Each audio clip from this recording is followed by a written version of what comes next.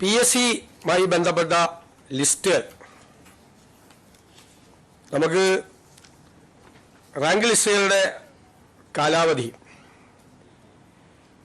ഇപ്പോൾ അവസാനിക്കുന്നതും 2026 ഓഗസ്റ്റ് 31-നകം കാലാവധി അവസാനിപ്പിക്കുന്നതുമായ എല്ലാ റാങ്ക് പട്ടികകളുടെയും കാലാവധി നവംബർ 30 വരെ ദീർഘിപ്പിക്കുന്നതിന് PSC-ക്ക് ശുപാർശ ചെയ്യാൻ തീരുമാനിച്ചു. 2026 ഓഗസ്റ്റ് 31-നകം കാലാവധി അവസാനിക്കുന്ന എല്ലാ റാങ്ക് പട്ടികകളുടെയും കാലാവധി 2026 നവംബർ 30 വരെ ദീർഘിപ്പിക്കുന്നതിന് PSC-യോട് റെക്കമെൻഡ് ചെയ്യാൻ തീരുമാനിച്ചു. അത് നമ്മൾ കളക്ട് ചെയ്തിട്ടുണ്ട്. അത് പറയാം, വിശദാംശങ്ങൾ പിന്നീട് പറയാം. അതിൻ്റെ അകത്ത് സാധാരണ അങ്ങനെ ചെയ്യാറില്ല.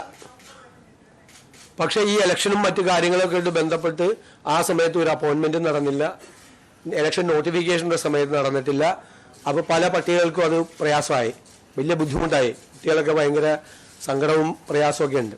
അവരുടെ ചെറുപ്പക്കാരുടെ ഉദ്യോഗാർത്ഥികളുടെ വികാരം മാനിച്ചുകൊണ്ടാണ് ഇങ്ങനൊരു തീരുമാനം സർക്കാർ എടുത്തിട്ടുള്ളത്.